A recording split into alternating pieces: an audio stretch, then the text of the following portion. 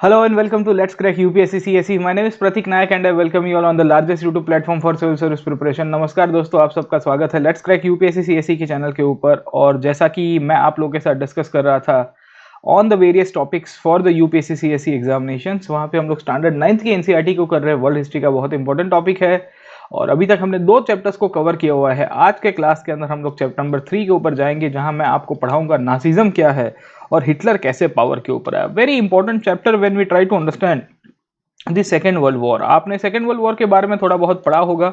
अगर आपको थोड़ा बहुत सेकेंड वर्ल्ड वॉर के बारे में नॉलेज है तो सेकेंड वर्ल्ड वॉर सबसे ब्लडीएस्ट वॉर रहा है वर्ल्ड की हिस्ट्री का, और उसमें किस तरह से हिटलर पावर के ऊपर है उसको हम लोग आज के क्लास के अंदर पढ़ेंगे। ठीक है, तो उसका बैकग्राउंड बताऊंगा मैं आपको। बहुत सारी चीजें आपको डिस्कस करानी है वर्ल्ड हिस्ट्री के अंतर्गत, तो उन सब पॉइंट्स के ऊपर भी डिस्कस करेंगे। But before as always before proceeding further like to introduce myself to the new students who have joined on this platform. मैं पिछले 7 साल से पढ़ा रहा हूँ, बहुत सारे इंस्टीट्यूशंस के साथ जुड़ा हुआ हूँ ऑनलाइन ऑफलाइन प्लेटफॉर्म्स के अंदर, और हिस्ट्री आर्ट एंड कल्चर जो मेरे कोर सब्जेक्ट्स है वो मैं पढ़ाता हूँ। और यहाँ अन अकेडमी के ऊपर लेट्स क्रैक यूपीएससी सीएसई के चैनल के ऊपर तो पढ़ाता ही हूँ। I also teach on Unacademy plus. You might be aware about the Unacademy plus, India का लार्जेस्ट लर्निंग प्लेटफॉर्म है। It's a paid platform no doubt, but जहां पे आपको यूपीएससी की प्रिपरेशन के लिए कॉम्प्रिहेंसिव तैयारी कराई जाएगी। तो मेरे अलावा इंडिया के टॉप मोस्ट एजुकेटर्स अन अकेडमी प्लस के ऊपर पढ़ाते हैं, जहां पे अलग अलग कोर्सेज उनके द्वारा कंडक्ट किए जाते हैं। जैसा मेरा अभी रिसेंटली एक कोर्स कंक्लूड हो रहा है एंशिएंट हिस्ट्री के ऊपर, और मैं नया कोर्स अन अकेडमी प्लस के ऊपर लेके आ रहा हूँ on the post independence Indian history. ये सब कोर्सेज आप अन अकेडमी प्लस के ऊपर जब आप जुड़ोगे तो हमारे साथ अटेंड कर पाओगे। जीएस 1 के अंदर आपको पता ही होगा कि यूपीएससी सीएसई का जब मेंस आता है तो पोस्ट इंडिपेंडेंस हिस्ट्री के ऊपर से मिनिमम आपको कभी कभी 2-2 3-3 क्वेश्चंस निकल जाता है। ये क्वेश्चंस को कैसे डील किया जाएगा, इन सब के ऊपर आप हमारे साथ जुड़ सकते हो on the Unacademy plus. Unacademy plus के ऊपर सब्सक्रिप्शन लेने के लिए आपको ये रेफरल कोड यूज करना है, आपको 10% डिस्काउंट भी मिलेगा। प्लस का फायदा यही है कि लाइव क्लासेस होते हैं, स्ट्रक्चर्ड कोर्सेज मिलेंगे, लाइव टेस्ट और अनलिमिटेड टाइम लेक्चर्स को आप एक्सेस कर पाओगे। ऐसा नहीं है कि खाली एक ही बार देख पाओगे, 2 बार या 3 बार। और मेरे जितने भी कोर्सेज अन अकेडमी प्लस के ऊपर आएंगे या फ्यूचर के अंदर लॉन्च होने वाले हैं या प्रीवियसली ऑलरेडी मैंने जो पढ़ाया हुआ है, उन सब क्लासेस को भी आप अटेंड कर पाओगे। तो this are all the topics that I teach on the Unacademy plus के ऊपर मैं पढ़ाता हूँ। यहाँ तो एनसीईआरटी आपको करा ही रहा हूँ। So right from modern Indian history to medieval Indian history, ancient, post independence, world history and art and culture, everything is being taught by me on the Unacademy Plus platform very comprehensively. मेरी जितनी भी topics है उन सब की आपको PPTs available की जाएगी जब आप अनअकैडमी प्लस के ऊपर सब्सक्रिप्शन लोगे। प्लेटफॉर्म के ऊपर ही अवेलेबल है। 3000 से ज़्यादा आपको पावर पॉइंट की स्लाइड्स मिलती है, और ये बहुत कॉम्प्रिहेंसिव स्लाइड्स है जहाँ पे आपके प्रीलिम्स और मेंस दोनों की अंडरस्टैंडिंग डेवलप हो पाएगी। दूसरा एडवांटेज ये है कि यहाँ जो भी आप कोर्सेज अटेंड करोगे तो उसमें ऐसा नहीं है कि खाली मेरे ही कोर्सेज अटेंड करना है। इंडिया के जितने भी एजुकेटर्स यहाँ पे पढ़ाते हैं, जो भी अलग अलग सब्जेक्ट्स उनके द्वारा पढ़ाए जाते हैं, उन सब के क्लासेस आपको अटेंड करना है। And you will be able to attend all the classes, all the courses. जैसे हिस्ट्री में मेरे साथ आया, पॉलिटी में दूसरे टीचर के पास गए, इकोनॉमी के लिए दूसरे सर के पास चले गए पढ़ने के लिए। ठीक है, तो आपको इस तरह से पूरी तरह से कॉम्प्रिहेंसिव तैयारी हो पाएगी। प्रीलिम्स, मेंस, ऑप्शनल और अब तो इंटरव्यू तक की भी तैयारी आपको अनअकैडमी प्लस के द्वारा हो सकती है।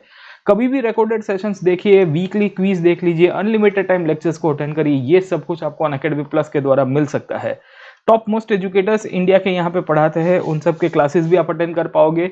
और आपके लिए एडवांटेज ये है कि आप घर पे बैठे कर सकते हो। कैसे? आपको एप्लीकेशन डाउनलोड करनी है प्ले स्टोर के ऊपर से या ऐप स्टोर के ऊपर से। एप्लीकेशन डाउनलोड करने के बाद आपको अपना जो गोल है वो गोल को यूपीएससी सीएसई करना है। याद रखेगा, please choose the goal UPSC CSE. And while taking the subscription आपको 2 प्रकार के ऑप्शन मिलेंगे, एक प्लस सब्सक्रिप्शन, दूसरा आइकॉनिक सब्सक्रिप्शन। आइकॉनिक सब्सक्रिप्शन एक ऐसा प्रकार का सब्सक्रिप्शन है जहां पे आपको पर्सनल कोच दिया जाता है अन अकेडमी के द्वारा, और जो आपको आंसर राइटिंग से लेके हर एक प्रकार की हेल्प करेगा। तो वी विल सी कि नॉर्मल जो सब्सक्रिप्शन है उसमें आइकॉनिक में एक प्लस एडिशन हो जाता है, वो है आपके पर्सनल कोच का एडिशन।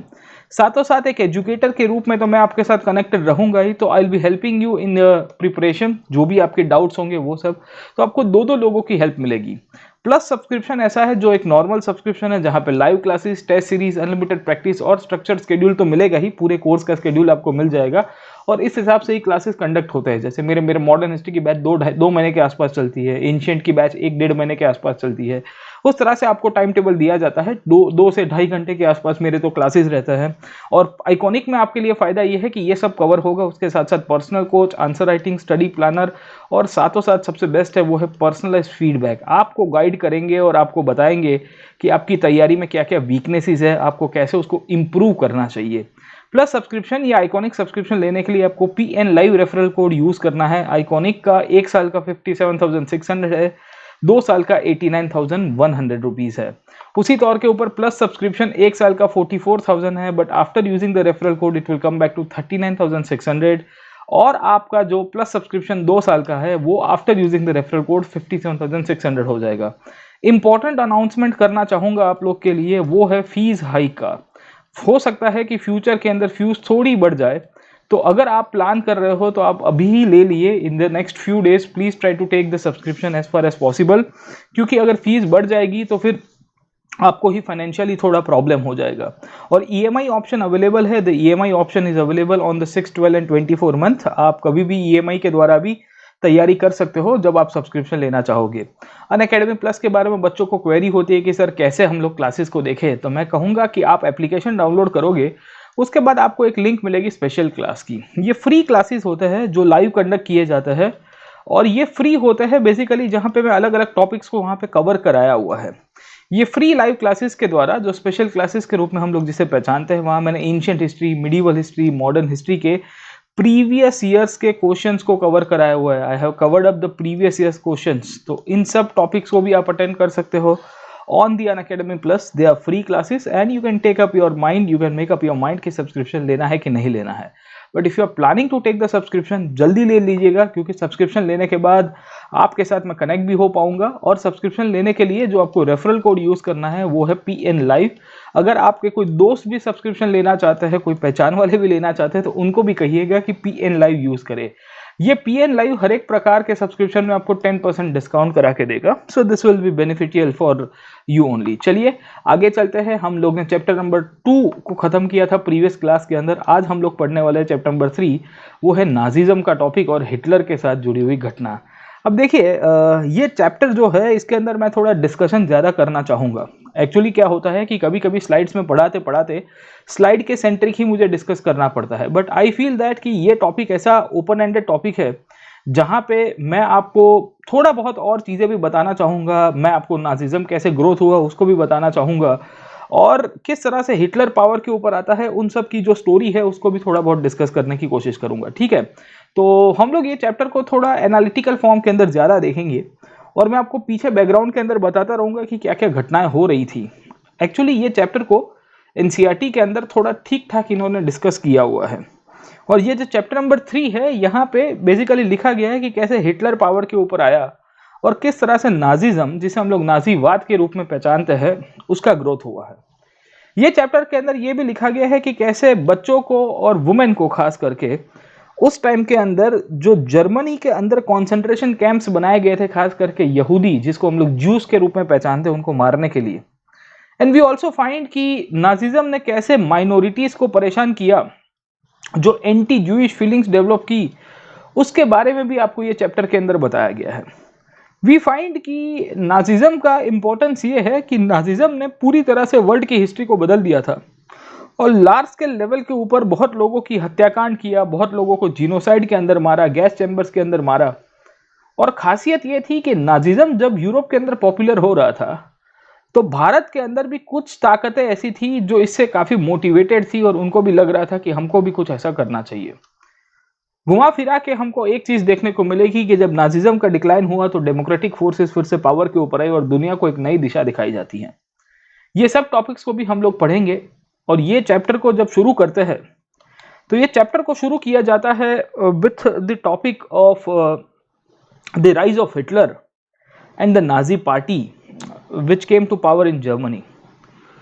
अगर आपको थोड़ा बहुत वर्ल्ड का हिस्ट्री के बारे में थोड़ा नॉलेज होगा, तो मैं आपको थोड़ा थीमेटिक नॉलेज देने की कोशिश करूंगा। मेरे साथ बने रहिएगा, और हो सके तो ये फ्लो चार्ट अपने हिसाब से आप ड्रॉ भी करिएगा। मैं आपको फ्लो चार्ट के द्वारा क्यों समझा रहा हूँ, उसके पीछे की कहानी ये है, क्योंकि आपको तभी क्रोनोलॉजी समझ में आएगी वर्ल्ड के हिस्ट्री की कि क्या क्या घटनाएं हो रही थी दुनिया के अंदर जब नाजिज्म का ग्रोथ हो रहा था। अगर आपको प्रीवियस चैप्टर पता होगा, जब हमने चैप्टर नंबर 1 के बारे में पढ़ा था, तो चैप्टर नंबर 1 के अंदर मैंने आपको फ्रांस की क्रांति के बारे में बताया और फ्रांस में कैसे रिवॉल्यूशन हुआ, इन सब के बारे में हमने डिस्कस किया। ये फ्रांस का रिवॉल्यूशन 1789 के अंदर होता है और उसके बाद यही चैप्टर के अंदर हमने 1815 के अंदर नेपोलियन के बारे में भी पढ़ा और मैंने आपको ये भी समझाया कि नेपोलियन कैसे पावर के ऊपर आया। समय जैसे आगे गया, उसके बाद मैंने 1850 के दौर में और 1870 के दौर के अंदर यूरोप के इतिहास को थोड़ा बहुत समझाया था, जहां पे इटली और जर्मनी जैसे कंट्रीज के अंदर नेशनलिज्म का डेवलपमेंट होना और इटली और जर्मनी जैसे कंट्रीज के अंदर यूनिफिकेशन का दौर की शुरुआत होनी, that is known as the unification of Italy and Germany, ये दोनों कैसे एक होते हैं, उसके ऊपर भी डिस्कस किया था। And as and when we find कि जब इस सारी घटनाएं यूरोप के अंदर हो रही थी, तभी हमको पैरेलली देखने को मिल रहा है कि इंग्लैंड के अंदर एक इकोनॉमिक चेंज की शुरुआत हुई, जिसे हम लोग कहते हैं इंडस्ट्रियल रिवॉल्यूशन। और ये जो इंडस्ट्रियल रिवॉल्यूशन था, ये इंडस्ट्रियल रिवॉल्यूशन के साथ साथ जो यूरोप के अंदर आइडियोलॉजिकल चेंजेस आ रहे थे, ये आइडियोलॉजिकल चेंजेस के कारण ही we find a new ideology coming to power, that is known as socialism.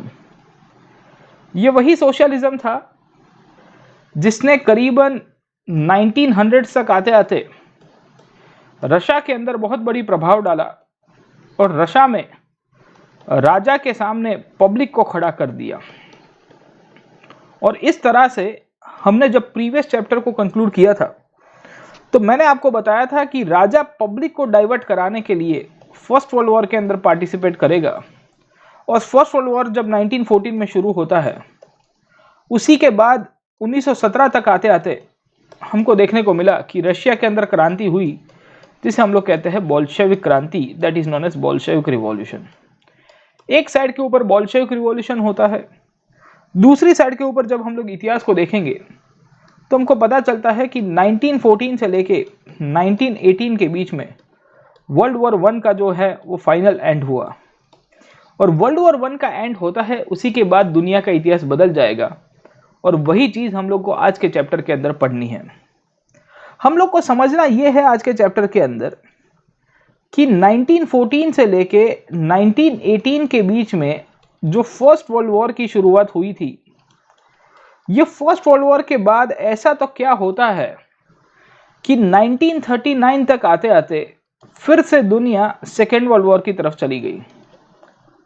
ये जो 20 साल का पीरियड था, ये 20 साल के अंदर बहुत सारी घटनाएं होगी और ये प्राइम घटनाएं इसके अंदर जो होती है, वो प्राइम इवेंट के अंदर हमको देखने को मिलता है कि नाजिज्म करके जो आइडियोलॉजी है, जिसे हम लोग नाजीवाद के रूप में पहचानते हैं, उसका ग्रोथ हो रहा है।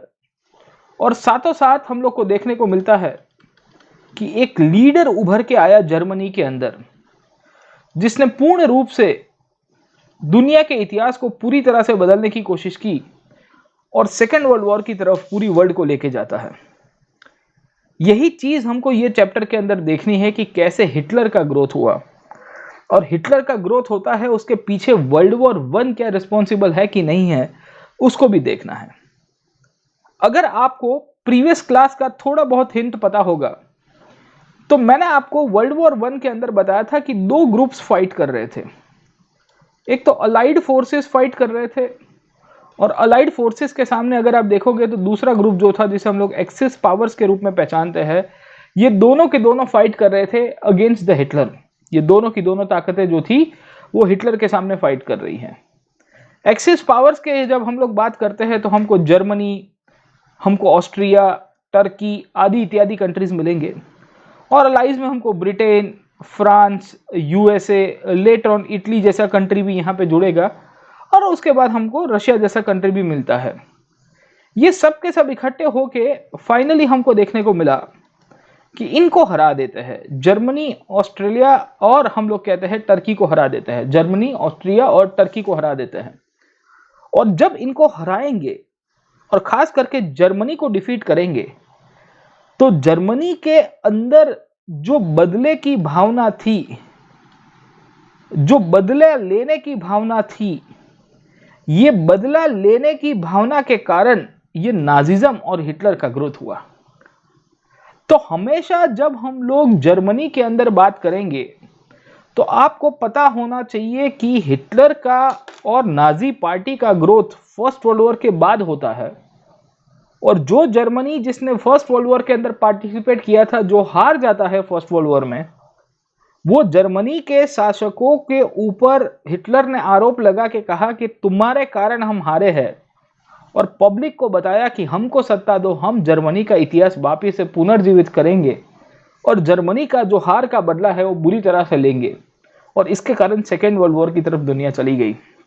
ये सेकेंड वर्ल्ड वॉर क्यों हुआ और सेकेंड वर्ल्ड वॉर की घटना कैसे होती है, उन सब टॉपिक्स के ऊपर भी देखेंगे। पर पहले आज का जो चैप्टर है, ये चैप्टर को हम लोग बुक के पर्सपेक्टिव से पहले समझने की कोशिश करते हैं कि बुक के अंदर, ये चैप्टर के अंदर क्या क्या चीज़ें इंक्लूड की गई है, और पीछे बैकग्राउंड के अंदर जब जब कोई प्रश्न आएगा या मुझे लग रहा है कि जहां पे मुझे डिस्कस करना है, तो वो बात मैं आपको यहाँ ब्लैक बोर्ड के द्वारा समझाने की कोशिश करूंगा, क्योंकि कुछ कुछ चीज़ें बुक में लिंकअप करके नहीं दी गई है। पर जैसा कि आपको पता होगा कि मेरे जितने भी एनसीईआरटी के क्लासेस आपने देखे होंगे प्रीवियस क्लास के अंदर भी, तो आपको उसके अंदर एक पूरी क्रोनोलॉजिकल आउटकम मिल रहा होगा। अभी भी मैंने आपको प्रीवियस स्लाइड के अंदर पूरी क्रोनोलॉजी ही समझाने की कोशिश की कि क्या क्या चीज़ें हुई यूरोप के अंदर। 1789, 1815, आइडियोलॉजिकल चेंजेस, सोशलिज्म, रशिया की क्रांति, वर्ल्ड वॉर और बोल्शेविक क्रांति, इतना हमने आगे के 2 चैप्टर के अंदर पूरी तरह से पढ़ लिया है। उसका जो मेन थीम जो था हमने पढ़ा हुआ है, वही थीम से आगे अब समझने की कोशिश करेंगे और देखेंगे कि वो थीम के अंदर वर्ल्ड वॉर 1 को इसने सिलेबस के अंदर डाला नहीं है पूरी तरह से, पर वर्ल्ड वॉर 1 के कारण ही नाजिज्म और हिटलर पार्टी का ग्रोथ होता है। वर्ल्ड वॉर 1 के अंदर नाजिज्म और हिटलर की ग्रोथ होने के पीछे का कारण यह था कि जर्मनी वर्ल्ड वॉर 1 हार चुका था, और जर्मनी जब वर्ल्ड वॉर 1 हार चुका था तो कुछ सिचुएशन और कुछ सरकमस्टेंसेस ऐसे बनते हैं, कुछ सिचुएशन और कुछ सरकमस्टेंसेस ऐसे बनते हैं जिसके कारण ये नाजी पार्टी, हिटलर और ये जो बदले की भावना जो थी वो जर्मन्स के अंदर बहुत बढ़ जाती है। और इस तरह से आपकी जो नाजी पार्टी का ग्रोथ हुआ, हिटलर ने कैसे बदले लिए, हिटलर के ग्रोथ के पीछे के क्या क्या कारण थे, इस प्रकार के प्रश्न आपको पूछे जा सकते हैं। They can ask you this kind of questions. तो आपको थोड़ी उसके लेके प्रिपरेशन होनी चाहिए कि how the German Nazi party came to power और नाजी पार्टी का क्या रोल प्ले रहा है, उन सब के ऊपर भी आपको पूछा जा सकता है। जब ये चैप्टर शुरू करते हैं तो ये चैप्टर के अंदर हेलमुथ करके एक बच्चे की स्टोरी दी गई है, और यहाँ पे आपको हिटलर का एक फोटोग्राफ भी दिखेगा। अगर आप मेरे ऊपर देख रहे हो इस साइड में, ये हेलमुथ करके एक जो बच्चा है उसकी स्टोरी यहाँ पे दी गई है, और आपको स्टोरी के अंदर ये बताया गया है कि 1945 के आसपास का पीरियड है। ये चैप्टर शुरू होता है तब की बात कर रहा हूँ। और 1945 में सन 1945 के अंदर करीबन 11 साल का एक जर्मन लड़का होता है जिसका नाम है हेलमुथ। वो अपने घर के अंदर बिस्तर पे बैठा हुआ होता है। He was sitting in his bed, lying in his bed, और उसने अपने फादर और मदर को डिस्कस करते हुए कुछ देखा, कुछ सुना, और डिस्कशन के अंदर ये सब चर्चाएं हो रही है जहां हेलमुथ का फादर उसकी वाइफ को बता रहा है, मतलब उसकी मदर को बता रहा है, फादर अपनी मदर को बता रहा है कि मुझे खुद मरना चाहिए या मुझे पूरी फैमिली को मार देना चाहिए और फिर फाइनली मेरा मास सुसाइड कर देना चाहिए। अब ऐसा क्यों था? तो इसमें कहानी यह थी कि हेलमुथ करके जो लड़का है उसके फादर डॉक्टर हुआ करते थे, और डॉक्टर होने के नाते उसके फादर ने जब सेकेंड वर्ल्ड वॉर शुरू हुआ था 1939 के अंदर, तो 1939 से लेकर 1945 के बीच में जब सेकेंड वर्ल्ड वॉर चल रहा था, तब एक एंटी ज्यूइश प्रोग्राम के तहत बहुत सारे लोगों को मार दिया गैस चैम्बर के अंदर डाल डाल के। और हेलमुथ का फादर को अब समझ में आ रहा था 1945 तक आते आते कि आज नहीं तो कल, अब जब जर्मनी हारने की कगार के ऊपर आ गया है सेकेंड वर्ल्ड वॉर के अंदर, तो जितने भी अलाइड फोर्सेस है, खास करके ब्रिटेन, फ्रांस आदि इत्यादि, वो यही काम करेंगे जो हमने ज्यूज के साथ किया है। And this is one of the reasons ये चैप्टर की शुरुआत 1945 से होती है, जहां पे ये चैप्टर आपको ये समझाने की कोशिश कर रहा है कि 11 साल के बच्चों की मनोदशा क्या हुआ करती थी जब नाजिज्म जर्मनी के अंदर पीक के ऊपर था। ये चैप्टर के अंदर यही चीज इंट्रोडक्शन में लिखी गई है कि हेलमुथ करके जो लड़का था, उसका फादर उसके बेटे के साथ वहां पे जाता है, फॉरेस्ट वाले एरिया में पिकनिक के लिए जाता है, जहां पे अपनी फैमिली के साथ वो टाइम स्पेंड करते हैं थोड़े, और उसके बाद हेलमुथ के फादर खुद अपने आप को गोली मार देंगे। और हेलमुथ जब ये कंडीशन में था, उसको पता चला कि मेरे फादर ने खुद को गोली मार दी, he was very much shocked. और इसी के कारण हेलमुथ जो है वो साइकोलॉजिकली इतना बड़ा उसके ऊपर प्रभाव पड़ गया कि उसको अपने मम्मी के ऊपर भी भरोसा नहीं आ रहा था, और उसको ये लग रहा था कि मेरी मदर भी मुझे मारने की कोशिश करेगी, my mother will also try to kill me. अब हेलमुथ के फादर को ऐसा क्या कंडीशन हो गई थी कि उन्होंने अपने आप को गोली मार दी। तो हेलमुथ के फादर अपने आप को गोली मारते हैं, उसके पीछे का कारण यह था कि was a supporter of Nazi party, he was a doctor at that time, and he was a supporter of Adolf Hitler. He might have been involved into the practices of killing the Jews, and this is one of the reasons जब 1945 के अंदर second world war खत्म हो रहा है, और second world war जब खत्म हो रहा था तब हिटलर की कंडीशन बहुत खराब थी। तो हेलमुथ के फादर को भी पता चल गया था कि हिटलर तो पकड़ा जाएगा, हम भी पकड़े जाएंगे, सब के सब मारे जाएंगे, it's better to get yourself killed with dignity, आप अपने आप खुद के आप मर जाओ तो वो ज्यादा ठीक रहेगा। और इस तरह से हमको देखने को मिलता है कि आपका ये जो चैप्टर है, ये चैप्टर के अंदर की शुरुआत पूरे रिकैप से होती है। रिकैप के अंदर आपको यही देखना है कि हिटलर ने जो जर्मनी के अंदर एम्बिशन बनाने की कोशिश की थी, और जिस तरह से उसने बहुत सारे जूस को मारा था, और हिटलर ने अपनी जो नाजिज्म की आइडियोलॉजी के रूप में पूरी दुनिया के अंदर अपने आइडियाज को प्रोपोगेट करने की कोशिश की थी, वो सब कैसे फैले और क्यों नाजिज्म इस प्रकार की घटनाएं करता है, क्यों नाजिज्म जूस को मारता है, नाजिज्म के ग्रोथ के पीछे के कारण क्या क्या थे, उन सबको हम लोग ये चैप्टर के अंदर पढ़ने वाले हैं। तो this chapter mainly talks about the rise of Nazism. This chapter also talks about कि हिटलर के जो सपोर्टर थे और हेलमुथ जो लड़का था उसके फादर हुआ करते थे, वो फादर क्यों अपने आप को गोली मारते हैं, उसके पीछे की कहानी ये है।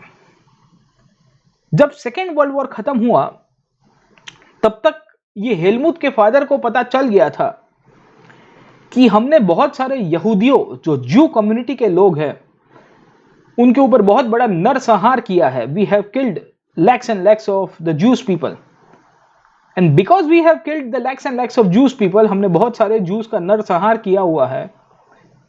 तो there is every possibility कि अब वर्ल्ड वॉर खत्म होने के बाद हमारे ऊपर केस चलेगा और हमको भी शायद हो सकता है कि पूरी तरह से परेशान कर दिया जाए। And this was one of the reasons we find Helmut father decided to kill himself. In fact Helmuth के फादर तो अपने आप को मारेंगे ही, हिटलर खुद भी अपने आप को मार देगा, क्योंकि हिटलर को खुद को पता चल गया था कि जर्मनी की हालत अब खराब हो चुकी है, जर्मनी ने सरेंडर कर दिया है। और इसी के कारण हिटलर एक कलेक्टिव सुसाइड करता है बर्लिन के अंदर 1945 के अंदर, बिकॉज हिटलर न्यू कि what was coming to him. Hitler knew के नाजिज्म के नाम के ऊपर उसने जिस तरह से कत्लेआम मचाया है, उसको कोई नहीं बचा सकता। अब सवाल यह आता है कि नाजिज्म ने ऐसा तो क्या किया था कि हिटलर युद्ध हारने से पहले ही हम लोग कह सकते हैं कि सुसाइड करके मर गया। ऐसा तो नाजिज्म ने क्या किया था और नाजी के सपोर्टर्स ने क्या किया था कि जितने भी नाजी पार्टी के सपोर्टर्स थे, उन्होंने डिसाइड किया कि it is better to commit suicide rather than facing the international military tribunal at Nuremberg. War खत्म हुआ उसके बाद तुरंत ही जर्मनी के अंदर ही न्यूरेमबर्ग करके एक जगह है, वहां पे जितने भी नाजी वॉर क्रिमिनल्स थे उन सबको पकड़ा गया। किसके द्वारा? ब्रिटेन के द्वारा, फ्रांस के द्वारा, अलाइड फोर्सेस जो थे उन सब के द्वारा। और उनके ऊपर आरोप लगाया गया और केस चलाया गया कि आपने क्राइम अगेंस्ट ह्यूमैनिटी किया है, आपने बहुत बड़ा वॉर क्राइम किया है, आपने लोगों का कत्लेआम मचाया है। और इसी के कारण बहुत सारे लोग उस टाइम पे सोच रहे होते हैं कि it is better to die in a suicidal way rather than facing the military powers of the Britain America in a court which is based in Germany. ऐसा तो क्या था कि इसको क्राइम अगेंस्ट ह्यूमैनिटी के रूप में पहचानते हैं? ऐसा तो क्या था कि हिटलर खुद अपने आप को सरेंडर ना करवाते हुए वो अपने आप को गोली मरवाना पसंद करता है? ऐसा तो क्या था कि जहां पे एक 11 साल का बच्चा अपने फादर के साथ पिकनिक पे जाता है और वही पिकनिक वाली इवेंट के अंदर जो 11 साल के बच्चे के फादर थे, हेलमुथ के फादर, वो अपने आप को गोली मार देते हैं। ये क्राइम अगेंस्ट ह्यूमैनिटी किया था नाजी पार्टी ने। ये जो crime against humanity Nazi party ने जो किया था, इसी के ऊपर से पूरी की पूरी एक मिलिट्री ट्रिब्यूनल की शुरुआत हो रही थी। And this was one of the reasons we find कि जर्मनी के नाजी पार्टी के द्वारा और नाजीज्म की आइडियोलॉजी के द्वारा जो किए गए कार्य थे, the acts that were taken up by the Nazi party and the Nazism as an ideology, Germany ने जिस हिसाब से लोगों को मारा था, जिस हिसाब से इनोसेंट सिविलियंस को खत्म किया था, ये सब चीजों के ऊपर से ही हमारा प्रश्न सबसे पहले बनता है कि ये जो नाजी पार्टी थी, ये नाजी पार्टी, ये नाजीज्म की आइडियोलॉजी ने क्यों इतने सारे लोगों को मारा? और नाजी पार्टी ने क्यों इतने सारे लोगों को मारा? तो हमारे लिए प्रश्न ये आता है कि नाजीज्म पावर के ऊपर कैसे आया। दूसरा प्रश्न ये आता है कि नाजीज्म क्या है। तीसरा प्रश्न ये आता है कि नाजीज्म की आइडियोलॉजी कैसी है। नाजीज्म पावर के ऊपर आया 1920 के बाद, 1930 के बाद। क्या 1920-30 के पहले बहुत सारी घटनाएं होती है जिसके कारण हिटलर और नाजी पार्टी को ग्रोथ मिला है? और एनसीईआरटी का जो ये पहला चैप्टर है, या तीसरा चैप्टर का फर्स्ट पार्ट है, ये फर्स्ट पार्ट के अंदर हमको यही चीजें देखनी है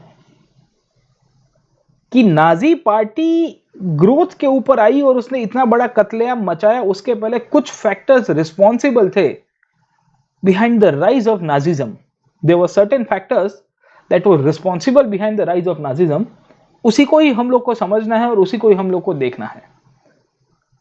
हमको यह देखना है कि नाजीज्म ने किस तरह से अलग अलग कैंप के अंदर कितने सारे लोगों को मार दिया। अगर आप समझने की कोशिश करोगे तो 6 मिलियन से ज्यादा जूस को मारा, 2 लाख से ज्यादा जिप्सी को मार दिया, जो नोमैडिक लोग थे। 1 मिलियन के आसपास अगर आप देखोगे, 10 लाख के आसपास आपको पोलिश नागरिकों को मारा, और 70,000 से ज्यादा अगर आप देखोगे तो जर्मन्स को भी मार देंगे, जिनको मेंटली और फिजिकली डिसेबल कहा जाता था। और बहुत सारे पॉलिटिकल अपोनेंट्स को भी इन्होंने खत्म कर दिया, राजकीय कैदियों को भी। बड़े बड़े गैस चैम्बर के अंदर इनको भर के रख दिया जाता था, ऑस्विट्स के अंदर। And this is one of the reasons we consider कि नाजीज्म जो आइडियोलॉजी के रूप में है, उसके अंदर कितना सारा हेट होगा। नाजीज्म की जो आइडियोलॉजी है उसके ऊपर कितना सारा ब्लड होगा, मतलब कितने लोगों के ऊपर इसने हिंसा फैलाने का काम किया है। जब वर्ल्ड वॉर खत्म हुआ और ये नाजी लोग को सब सजा देने की बात आई, तो there were only few people who were basically hanged by the Nuremberg tribunal. Nuremberg tribunal के अंदर अगर आप देखिए तो 11 ही नाजी लोग थे जिनको फांसी दी गई थी। बाकी सबको सजाए वो है ना कि लाइफ टर्म दी जाती है, इम्प्रिजन फॉर लाइफ दिया जाता है। And this is one of the reasons we find कि सेकेंड वर्ल्ड वॉर के बाद ये जो नाजीज्म की आइडियोलॉजी है, ये नाजीज्म की आइडियोलॉजी के ऊपर बहुत सारा रिसर्च हुआ, उस दौरान भी हो रहा था। और रिसर्च के अंदर घुमा फिरा के एक ही चीज लोग बोल रहे थे कि भाई ये नाजी पार्टी क्या है, ये नाजीज्म कैसे पावर के ऊपर आया। दूसरा प्रश्न ये है कि ये नाजी लोग ने इतने सारा हत्याकांड किया, इतना सारा क्राइम किया, और जब सेकेंड वर्ल्ड वॉर खत्म हुआ उसके बाद नाजियों को ज्यादा सजा नहीं दी गई, न्यूरेमबर्ग के अंदर भी बहुत कम नाजी को लटकाए जाते हैं। उसके पीछे क्या क्या कारण है और किन किन घटनाओं के पीछे इसके पीछे रिस्पॉन्सिबल है, उन सब पॉइंट्स के ऊपर हमको देखना है। और हमको यह समझना है कि ये जो नाजिज्म और हिटलर नाम का जो भूत जर्मनी के अंदर आया, ये कहां से आया। ये नाजिज्म और हिटलर को अगर आपको समझना हो तो आपको मेरे साथ पहले फर्स्ट वर्ल्ड वॉर के अंदर जाना पड़ेगा और उसके बाद ही हम लोग नाजिज्म और हिटलर को समझ पाएंगे। हम लोग जब फर्स्ट वर्ल्ड वॉर की बात करते हैं, when we try to understand the first world war, तो मैं आपको फिर से ब्लैक बोर्ड के अंदर लेके जाना चाहूंगा, क्योंकि बिना ब्लैक बोर्ड के मैं फर्स्ट वर्ल्ड वॉर समझा नहीं पाऊंगा। अगर आपको फर्स्ट वर्ल्ड वॉर के बारे में पता होगा तो फर्स्ट वर्ल्ड वॉर के अंदर दो ग्रुप से जिन्होंने ये लड़ाई की थी। ये व्हाइट आप बनाते रहिएगा अपने साथ रनिंग नोट्स के अंदर। कुछ कुछ ताकतें थी जिसे हम लोग अलाइड पावर्स के रूप में पहचानते हैं, कुछ कुछ ताकतें थी जिसे हम लोग एक्सिस पावर्स के रूप में पहचानते हैं। अलाइड फोर्सेस ऐसे हुआ करते थे जहां पे आपको ब्रिटेन, फ्रांस, यूएसए, इंक्लूडिंग मैंने आपको बताया रशिया लेटर ऑन ज्वाइन होता है, और इटली जैसी ताकत मिलेगी। एक्सिस के अंदर मैंने आपको बताया जर्मनी, और उसके बाद मैंने आपको बताया ऑस्ट्रिया और हंगरी उस टाइम पे एक ही हुआ करते थे इसके लिए। और तीसरे अगर आप देखने की कोशिश करोगे तो आपको क्या मिलेगा, वो मिलेगा टर्की। ये वर्ल्ड वॉर जब शुरू हुआ 1914 से लेके 1918 तक, ये वर्ल्ड वॉर का आउटकम ये रहा कि एक्सिस पावर्स जो थे दे लॉस्ट, इन लोग की हार हो गई। अब व्हेन दे लॉस्ट तो हमको समझना यह है कि जो हारने वाली ताकत थी उनकी क्या कंडीशन होती है। तो हम लोग जब एक्सिस पावर्स को समझने की कोशिश करते हैं तो वर्ल्ड वॉर 1 जर्मनी की तरफ से शुरू किसने किया था, अगर आपको याद होगा तो जर्मनी की तरफ से किसी ने शुरू किया था। वो करने वाला था जर्मनी का राजा जिसका नाम था कैजर विलियम टू। क्या नाम था? Kaiser William two. He was the one who started the world war when he tried to help his own friend Austria, who was fighting against Serbia, and Serbia got help from Russia. याद आया कि नहीं आया? हमने कल के class के अंदर पढ़ा था पूरा का पूरा कि क्या क्या घटनाएं हो रही थी उस दौरान। हाँ, we had discussed all this points previously. हमने बहुत डिटेल के अंदर डिस्कस किए थे कि क्या क्या चीज़ें हो रही है, क्या क्या घटनाएं हो रही है, किस तरह से आपकी इवेंट्स चेंज हो रहे हैं वर्ल्ड वॉर के अंदर। अब वर्ल्ड वॉर जब खत्म हो रहा है, when the world war is coming to an end, सुनिएगा मेरी बात, when the world war is coming to an end, जिन जिन लोगों ने युद्ध किया था ये सबके सबों को पता चल गया था फर्स्ट वर्ल्ड वॉर के अंदर कि बेटा हमारी मौत आने वाली है। ऑस्ट्रिया के राजा को समझ में आ गया कि बेटा हमारी मौत आने वाली है। टर्की के राजा थे खलीफा, उनको सत्ता से हटाने के प्रावधान किए गए। जर्मनी का राजा जिसका नाम था Kaiser William two he ran away, वो भाग जाता है जर्मनी छोड़ के कि भाई हम तो युद्ध हार गए, हमारी कंडीशन खराब हो गई है।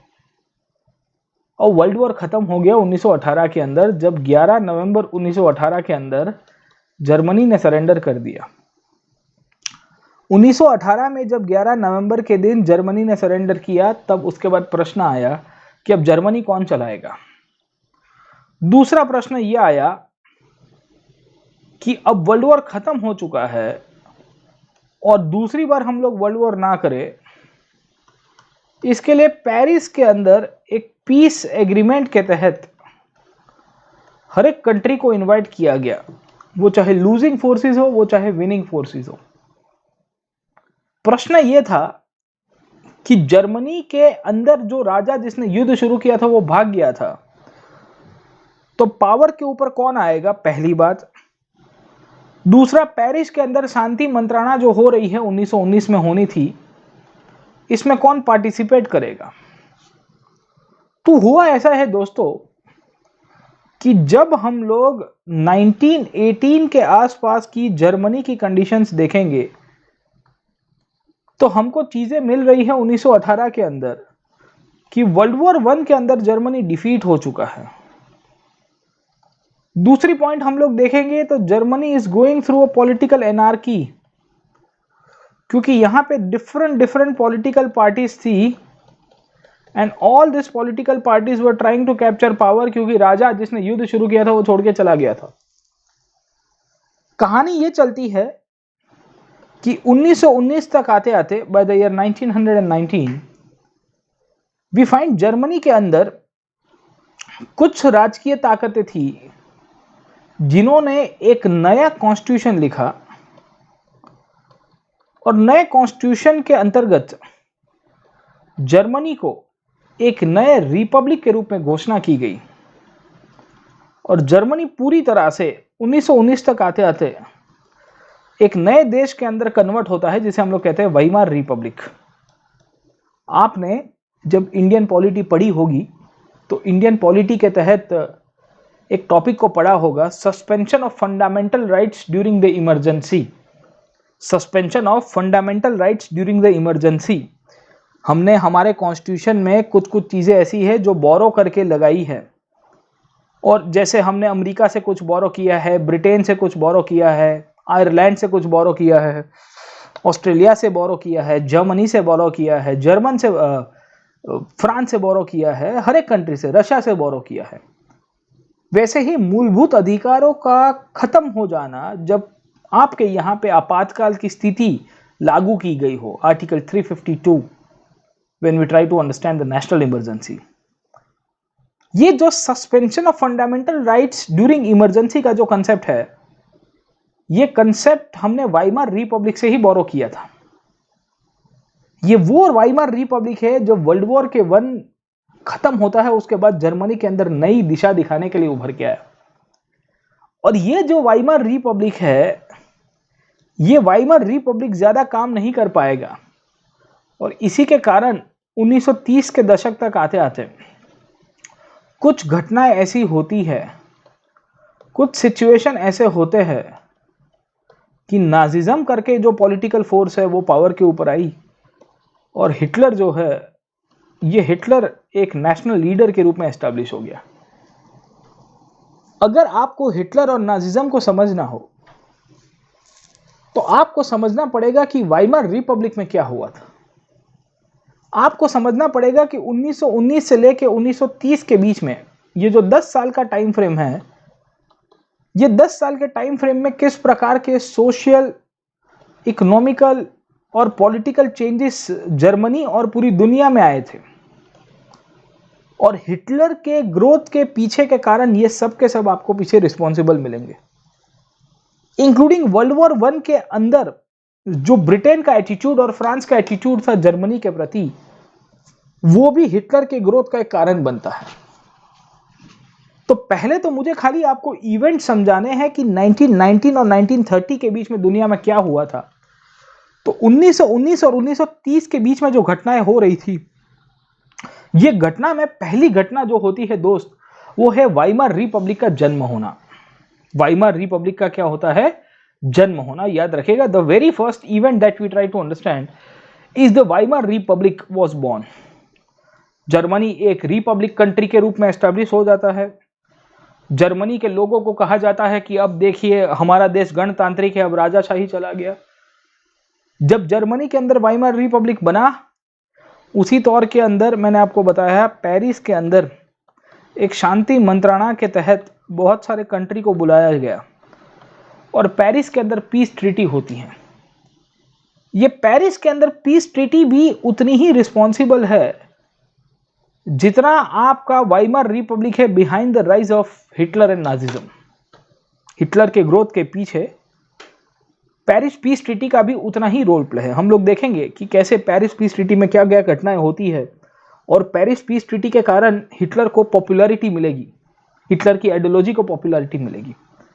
And last but not the least, will also try to see कि उस टाइम पे 1928 तक आते आते पूरी दुनिया के अंदर आर्थिक रूप से क्राइसिस आ जाता है, इकोनॉमिक क्राइसिस आ जाता है। ये इकोनॉमिक क्राइसिस को हम लोग ग्रेट डिप्रेशन के रूप में पहचानते हैं। This economic crisis is known as great depression.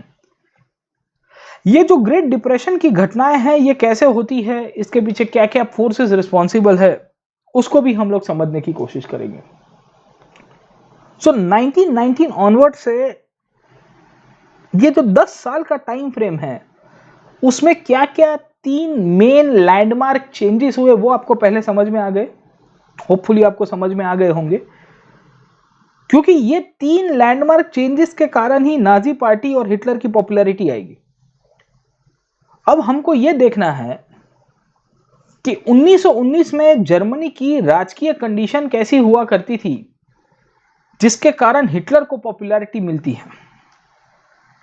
1919 में जर्मनी की राजकीय कंडीशन कैसी हुआ करती थी जिसके कारण आपके हिटलर को पॉपुलैरिटी मिलती है।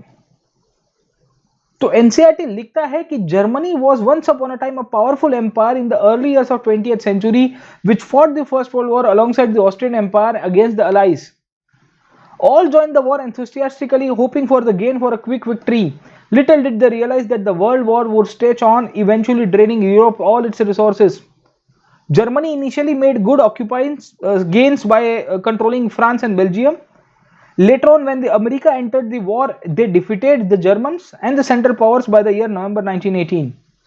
1918 तक आते आते जर्मनी हार गया, मैंने आपको बताया अभी। अब जब जर्मनी हारता है उस टाइम के ऊपर तो हमको देखने को मिलता है कि जर्मनी के जो राजा थे उन्होंने अपनी सत्ता छोड़ दी। क्या नाम था, मैंने आपको बताया, काइजर विलियम, याद रखेगा। ये काइजर विलियम II करके जो किंग है ये भाग जाता है हॉलैंड के अंदर, और जर्मनी के अंदर जब राजा भाग गया तो उसके बाद पॉलिटिकल पार्टीज का खेल शुरू हुआ।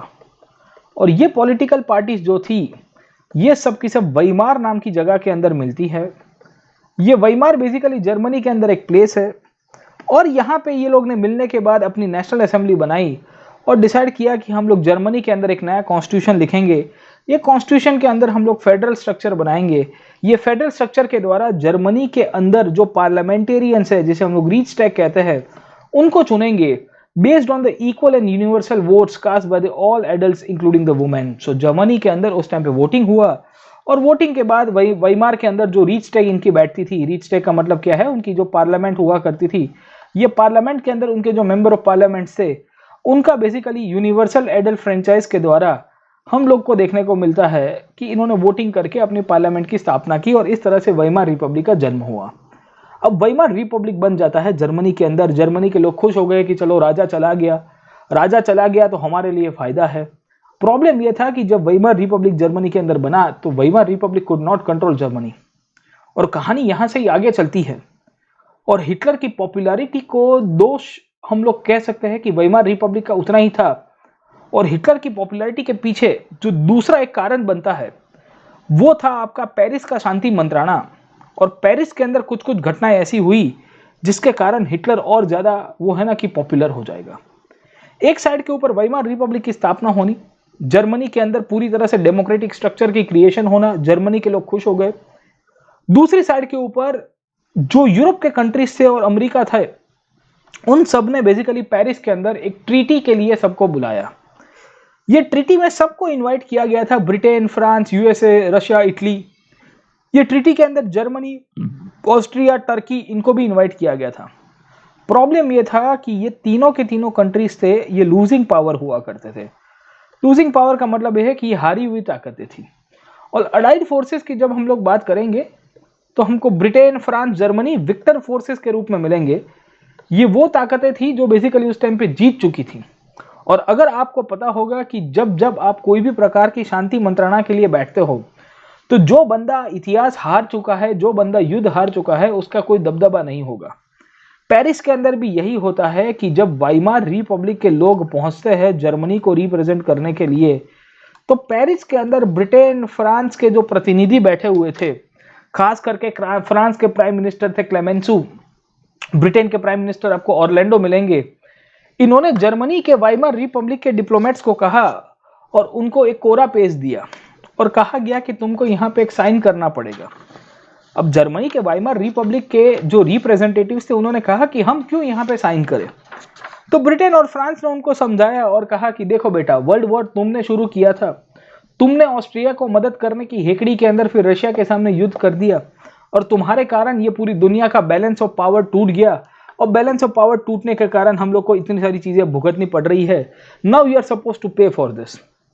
When you are suppose to pay for this, अगर आप यहां पे समझने की कोशिश करोगे, आपको पे करना है, उसका मतलब यह होगा कि वाइमार रिपब्लिक को प्रेशराइज किया जाता है to sign a treaty at Paris. ये एक ऐसी ट्रीटी थी जिसके कारण हिटलर का ग्रोथ होता है। याद रखेगा, the treaty of Paris was responsible behind the rise of Hitler. अब ऐसा तो क्या था पेरिस के अंदर, तो जर्मनी के साथ एक अलग से ट्रीटी होती है जिसका नाम है द ट्रीटी ऑफ वर्साइल। उसी तौर के ऊपर ऑस्ट्रिया के साथ आपको सेंट जर्मन की ट्रीटी आपको मिलेगी। उसी तौर के ऊपर टर्की के साथ एक और ट्रीटी मिलेगी, ट्रीटी ऑफ सिवरेस। ये तीनों की तीनों ट्रीटी के द्वारा इन लोगों की जो पॉलिटिकल एग्जिस्टेंस थी, या इनकी हम लोग कह सकते हैं कि एक पॉलिटिकल फोर्स के रूप में जो सत्ता थी, इन्होंने तोड़ दी। किसने तोड़ दी? ब्रिटेन, फ्रांस, अमेरिका ने सब मिलके। उसमें ब्रिटेन और फ्रांस मेन कल्प्रिट थे। They were the main culprit behind the whole incidents that were taking place in Europe at that time. और पेरिस के अंदर पीस ट्रीटी के अंदर इन्होंने जो गेम किया, पेरिस की पीस ट्रीटी के अंदर इन्होंने जो पूरा का पूरा कांड किया, जो षड्यंत्र किया, ये षड्यंत्र के कारण जर्मनी क्रिपल हो गया। अब जब जर्मनी क्रिपल हो रहा था, उसके कारण ये जो नाजी पार्टी और हिटलर ने एक्सट्रीम नेशनलिज्म का नारा दिया और जर्मनी के लोगों को कहा कि हमारे दुख का कारण ये वाइमार रिपब्लिक है, हमारे दुख का कारण ये पेरिस पीस ट्रीटी के अंदर हमारे वाइमार रिपब्लिक के जो शासक साइन करके आए थे, कोरे पेज के ऊपर साइन करा के आए थे, वो रिस्पॉन्सिबल है। और इसके लिए पब्लिक को कहा कि अगर आप जर्मनी का रिस्पेक्ट वापिस लेना चाहते हो, आप चाहते हो कि जर्मनी फिर से वर्ल्ड के अंदर पॉलिटिक्स के अंदर सबसे ऊपर आ जाए, तो आप हमको चुनाव करके वोट करके दो। तो हमको ये देखना ये है कि वाइमार रिपब्लिक की खुद की पॉलिटिकल वीकनेसेस, और दूसरा पॉइंट हम लोग जब देखते हैं कि पेरिस पीस ट्रीटी के अंदर कुछ हुई घटनाएं, ये दोनों की दोनों इवेंट्स नाजी पार्टी और हिटलर के ग्रोथ के पीछे रिस्पॉन्सिबल है। और ये नाजी पार्टी और हिटलर ने जब पावर के ऊपर आए, उसके बाद तो जो जिनोसाइड किया है, जो तांडव किया है, उसको मैंने अभी आपको बताया कि कैसे लोगों को मार दिया गया, किस तरह से गैस चैम्बर्स में डाल के उनको खत्म कर दिया गया। बहुत सारी चीजें हमको यहाँ पे मिलेगी। तो यहां से ही let us go to the second point of today's class. और आज के सेशन के अंदर हमको ये समझना है कि वाइमार रिपब्लिक जब बन तो गया, ये वाइमार रिपब्लिक को पेरिस के अंदर इनवाइट किया जाता है और इनको फोर्सफुली एक कोरे पेपर के ऊपर साइन कराया गया और इनको कहा गया कि अगर यूरोप में जिंदा रहना है तो इस प्रकार से रहना पड़ेगा। ये जो इस प्रकार से जिंदा रहने की जो कंडीशन है, इसी को ही हम लोग वर्साइल की ट्रीटी के रूप में पहचानते हैं। ये पेरिस के अंदर जर्मनी के राजाओं के द्वारा एक इवेंट्स के अंदर सेलिब्रेट किया हुआ एक पैलेस था। यह पैलेस मूलभूत रूप से फ्रांस के राजा के द्वारा बनाया गया था, पर 1870 के अंदर जब जर्मनी का यूनिफिकेशन हुआ तो जर्मनी के किंग काइजर विलियम वन यहां पे आके चीयर्स करने आते हैं बिस्मार्क के साथ। ये बहुत लंबा टॉपिक है वर्ल्ड हिस्ट्री का, पर खाली उतना पॉइंट याद रखेगा कि रिपब्लिक जो वाइमार के अंदर बन के आया है, ये वाइमार रिपब्लिक को बेसिकली यूरोप के अंदर ह्यूमिलिएट किया गया और वाइमार रिपब्लिक के शासकों को यूरोप के अंदर पेरिस के अंदर बुला के वर्साइल नाम की जगह के अंदर एक ट्रीटी कराई जाती और उनको कहा जाता है कि आज के बाद फर्स्ट वर्ल्ड वॉर की जैसी कंडीशन फिर से ना आए और फर्स्ट वर्ल्ड वॉर के कारण जो बैलेंस ऑफ पावर टूट गया था, वो बैलेंस ऑफ पावर फिर से रीजनरेट हो पाए। इसके लिए we want to make sure, हमको ये ध्यान रखना है कि हम मतलब we at the Britain and the France will make sure कि जर्मनी फिर से हमारे ऊपर डोमिनेट ना करे। इन्होंने बैलेंस ऑफ पावर को एस्टैब्लिश कराने के लिए वर्साइल नाम की जगह के अंदर आपके वाइमार रिपब्लिक के जितने भी ऑफिशियल रिप्रेजेंटेटिव्स आए थे, इन सबको बुला के कोरे पेज के ऊपर साइन कराया और नीचे अंदर लिखा कि जर्मनी की कॉलोनी को अब देना पड़ेगा। जर्मनी की जितनी भी ओवरसीज कॉलोनी हैं, ये सबकी सब ब्रिटेन और फ्रांस ले लेगा। Almost 1/10 of its population and 15% of its territories were given. Germany का 75% आयरन जो है वो ब्रिटेन और फ्रांस ले लेगा, इंक्लूडिंग 26% ऑफ कोल रिजर्व्स है वो फ्रांस ले लेगा। पोलैंड, डेनमार्क और लिथुआना जैसे कंट्रीज को भी दे दिया जाएगा। तो आप समझने की कोशिश करो कि पेरिस के अंदर वर्साइल की जो ट्रीटी थी, ये वर्साइल के ट्रीटी के द्वारा पूरी तरह से जर्मनी को खोखला करने की कोशिश की गई है और जर्मन्स को कहा गया है कि तुम्हारी कोई अस्तित्व नहीं है, तुम्हारी कोई औकात नहीं है। और पहली तरह से अगर आप यहां पे जर्मनी को देखोगे तो इन्होंने पूरी तरह से डीमिलिटराइज कर दिया। जर्मनी के पास जो आर्मी थी वो आर्मी को कह दिया गया कि अब आपको उसको हटा देनी पड़ेगी और करीबन 2 या 3 लाख के आसपास की टोटल सेना इन्होंने रखी। उससे ज्यादा तो उस टाइम पे फ्रांस के अंदर पुलिस वाले हुआ करते थे जितनी जर्मनी की आर्मी नहीं हुआ करती थी। तो धीरे धीरे धीरे जर्मनी के पावर को तोड़ा गया। यही पेरिस के अंदर वर्साइल की ट्रीटी के द्वारा एक क्लॉज ऐड किया गया है जिसे हम लोग कहते हैं वॉर गिल्ट क्लॉज। और जर्मनी को कहा जाता है ब्रिटेन के द्वारा कि आपको 6600 मिलियन पाउंड्स देने हैं। कितने देने हैं? 6600 मिलियन पाउंड्स देने हैं। You are suppose to give back 6600 million pounds to Britain, France and other countries because you have started the war. आपने ये जो युद्ध करा है उसके पीछे खर्चा देना पड़ेगा। वेइमार रिपब्लिक के शासक बोलते हैं कि चलो कोई बात नहीं, हमको ये भी मंजूर है। जर्मनी का पूरा एरिया इन्होंने ले लिया। कहां कहां से लिया तो ये मैप के द्वारा समझाने की कोशिश करूंगा। एक टाइम के ऊपर स्लेशविक करके आपको एक एरिया मिलेगा, that was basically part of the German empire. वो डेनमार्क को दे दिया जाता है। ये जो वेस्ट प्रशिया वाला जो रीजन है वो अगर आप देखने की कोशिश करोगे तो पोलैंड को दे दिया जाएगा। उसी तौर के ऊपर आपको ये जो डेंजिक करके एक पोर्ट मिलेगा, ये डेंजिक पोर्ट भी अगर आप देखोगे तो उसको इंडिपेंडेंट कराने की बात की गई। वी ऑल्सो फाइंड कि एक जगह है जिसका नाम है राइनलैंड। ये राइनलैंड को डीमिलिटराइज किया जाता है और जर्मनी की आर्मी को कहा गया कि यहां पे कभी भी आपको अपनी सेना नहीं रखनी है। आल्सेस और लॉरेन करके आपको 2 जगह मिलेगी, ये फ्रांस ने अपने पास रख दी। और ये जो सार वाला जो रीजन है जहां पे आपके कोल और आयरन के बहुत अच्छी मात्रा में आपको रिजर्व्स मिलेंगे, वो भी जर्मनी से हट लिए गए और वो भी बेसिकली अगर आप देखोगे तो फ्रांस ने रख दिया। सादी भाषा में अगर आप समझने की कोशिश करोगे कि जब फर्स्ट वर्ल्ड वॉर खत्म हुआ और फर्स्ट वर्ल्ड वॉर के बाद जब पेरिस की ट्रीटी साइन होती है तो जर्मनी को बहुत बड़ा फटका पड़ता है। और ये जो फटका जो था वो 6 बिलियन पाउंड या 6600 मिलियन पाउंड्स के आसपास का आपको मिलेगा, या 6 बिलियन आप उसको कह सकते हो। जर्मनी को कहा गया कि तुमको राइनलैंड छोड़ लेना है। ये वही राइनलैंड है जहां पे जर्मनी सबसे ज्यादा इकोनॉमी पैसा कमाता था। And this is one of the reasons we find कि जो जर्मनी के साथ बर्ताव किया गया था पेरिस की ट्रीटी के अंदर, ये पेरिस की ट्रीटी के अंदर जर्मनी को पूरी तरह से इंसल्ट तो किया गया, जर्मनी के लिए हम लोग कह सकते हैं कि उसको पूरी तरह से ह्यूमिलिएट भी कराया गया है। और आप जब कोई इंसान को ह्यूमिलिएट करते हो, आप कोई कंट्री को डिसरिस्पेक्ट करते हो बहुत गलत तरह से, बहुत गलत बर्ताव से, तो क्या होगा? What will happen sir? This is bound to create some kind of repercussions. और इसी के कारण ये जो नाजी पार्टी है, ये नाजी पार्टी, ये पेरिस की पीस ट्रीटी जो वर्साई के अंदर होती है, ये वर्साई की पीस ट्रीटी को अपना प्रोपोगंडा एजेंडा बताती है और कहती है कि देखिए हमारे जर्मन्स के साथ ब्रिटेन और फ्रांस ने किस प्रकार का दुर्व्यवहार किया है। हमारे जर्मन्स के साथ जो उस टाइम पे नई नई जर्मनी बनी थी after the first world war, उनका किस प्रकार से इन्होंने हालत कर दी है। और इसके लिए हिटलर और फ्रांस जो नाजी पार्टी है उसकी पॉपुलैरिटी आपके जर्मनी के अंदर बहुत बड़ी मात्रा में बढ़ेगी। जर्मनी के ऊपर वर्ल्ड वॉर के बाद वॉर गिल्ट क्लॉज को इंपोज कराना, वॉर गिल्ट क्लॉज को इंपोज कराना। Can you imagine war guilt clause? 6 billion pounds का, 6 बिलियन पाउंड का मतलब क्या होता है कि 6600 मिलियन पाउंड्स थे। जर्मनी ने कहा कि इतना तो हमारा पैलियोलिथिक टाइम से मॉडर्न टाइम तक जीडीपी नहीं है भाई, उतना पैसा हम तुमको कैसे दे दे? उसके लिए ईएमआई करके दिया ब्रिटेन और फ्रांस ने उनको कि कोई बात नहीं, अभी मत देना, ईएमआई देना।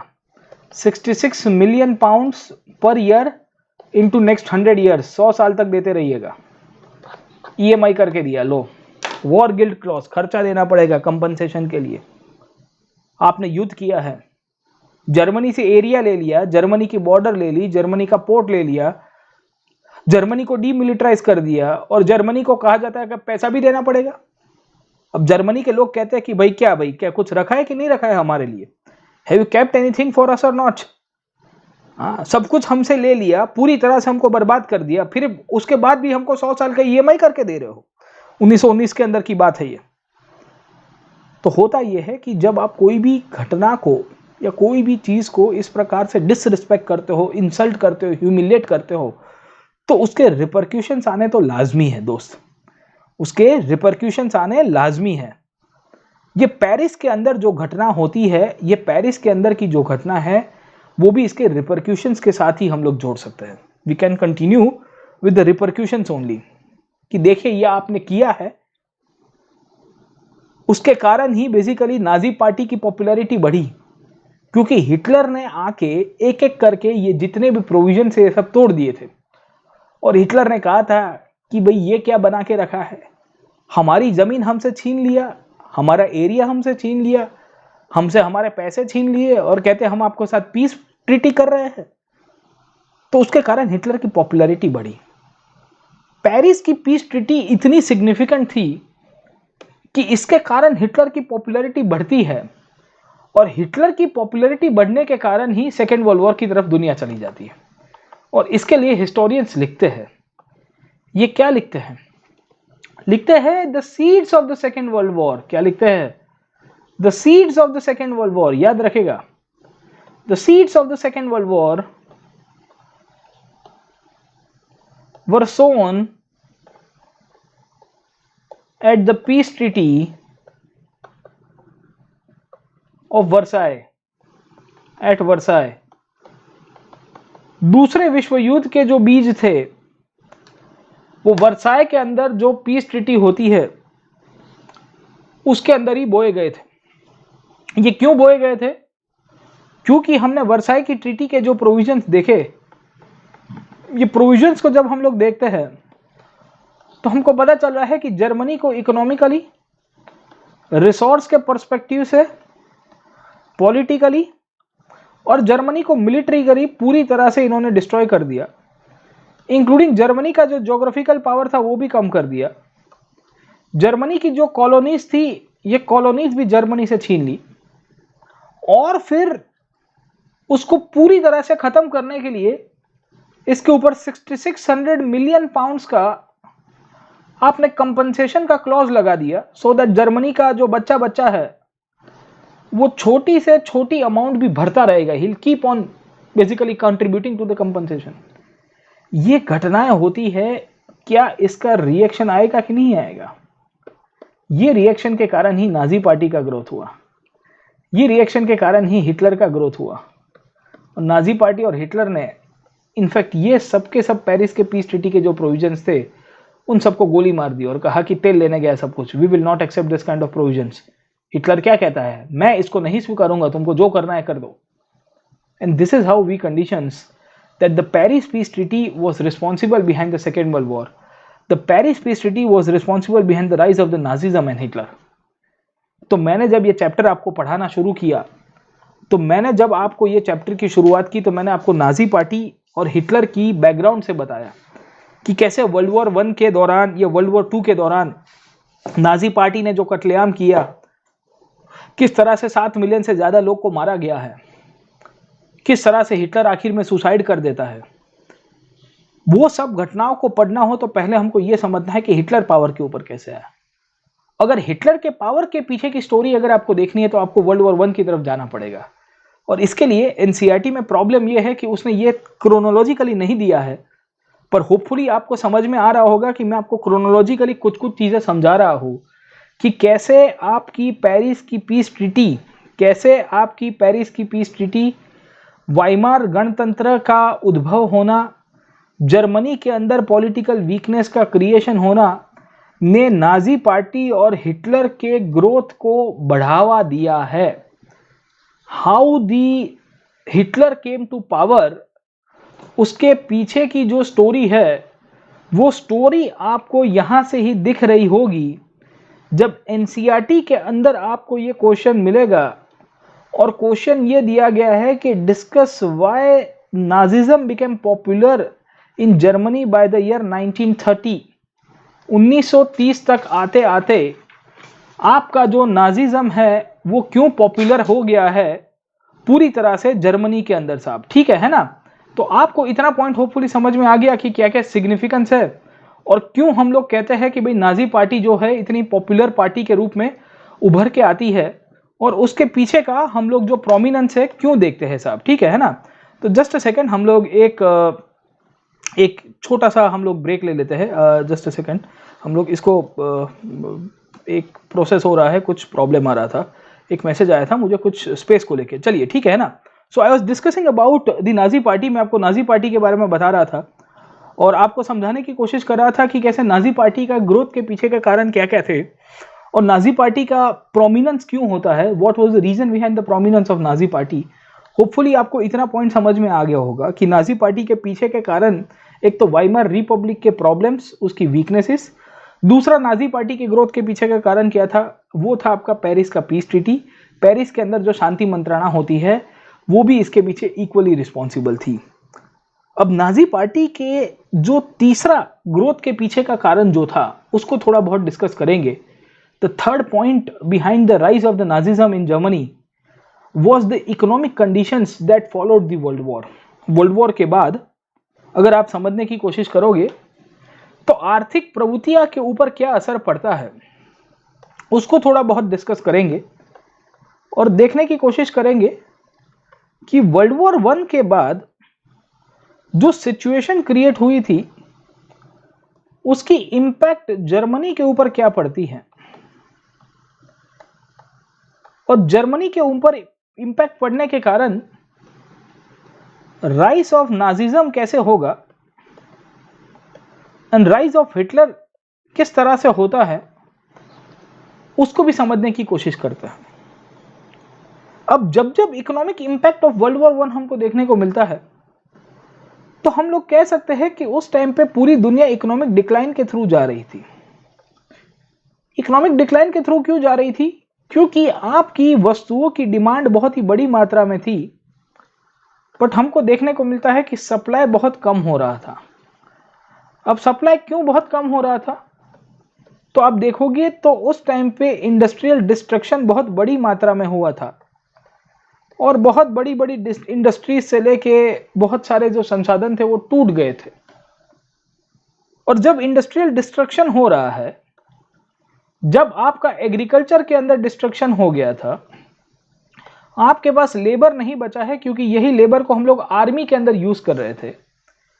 तो जब ये सिचुएशन क्रिएट होती है, when all this situation will be created in Germany, we find कि जर्मनी के अंदर इन्फ्लेशन होने की शुरुआत हो रही है।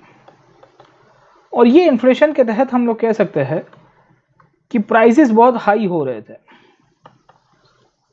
दूसरी इंपॉर्टेंट पॉइंट हमको देखने को मिल रहा है कि जर्मनी के अंदर जब वर्ल्ड वॉर खत्म हुआ उसके बाद बहुत बड़ी पॉलिटिकल एनार्की की सिचुएशन क्रिएट होती है।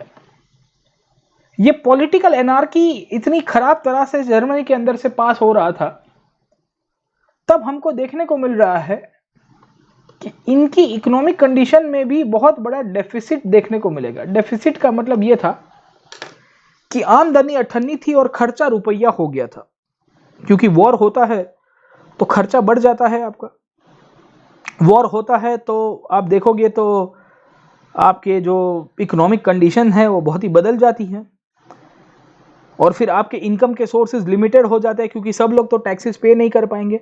Not all people of the country will be able to pay the taxes. Already इनकी हालत खस्ते हाल थी।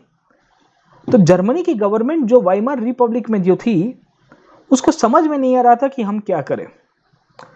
और उस टाइम पे जो वाइमर रिपब्लिक की सरकार थी, ये वाइमर रिपब्लिक की सरकार ने एक बहुत बड़ा गेम किया जिसे हम लोग कहते हैं मोनेटाइजेशन ऑफ डेफिसिट। ये मोनेटाइजेशन ऑफ डेफिसिट आपने शायद इकोनॉमिक्स के अंदर पढ़ा होगा। जहां जहां आपकी इनकम और एक्सपेंसेस के अंदर जो डिफरेंसेस आते हैं और उसमें आपके जब डिफरेंसेस के अंतर्गत एक्सपेंसेस बढ़ जाते हैं और इनकम को कैसे भी करके नील करना है एक्सपेंसेस के सामने, where you are suppose to nullify income and expenses, what you do, आप क्या करते हो, यू मेक श्योर कि आपके इनकम और एक्सपेंसेस जीरो हो जाए, जीरो जीरो के ऊपर आ जाए। इनकम और एक्सपेंसेस आपके जीरो जीरो के ऊपर तभी आ सकते हैं जब आप पैसे प्रिंट कर दो। तो जर्मनी की सरकार ने क्या किया कि अपने खर्चे पूरे करने के लिए इन्होंने पैसे प्रिंट करने शुरू कर दिए। अब आप जब न्यू करेंसी को प्रिंट करते हो, जब आपकी इकोनॉमिक कंडीशन खराब है, जब आप न्यू करेंसी को प्रिंट करते हो, ये वो टाइम है जब आपकी इकोनॉमिक कंडीशन खराब है। When your economic condition is bad, then what will happen, तो क्या होगा मेरे दोस्तों, समझ में आया कि नहीं आया, तो क्या होगा मेरे दोस्तों, आप ही मुझे बताइए कि when you are printing new currency, when your economic condition is bad, do you think that आप ये न्यू करेंसी को प्रिंट करके अपनी सरकार को बचा पाओगे, ये इकोनॉमिक सिस्टम को बचा पाओगे? आरबीआई क्यों भारत के अंदर नई करेंसी को प्रिंट नहीं करती है जब जब पैसों की कमी पड़ती है?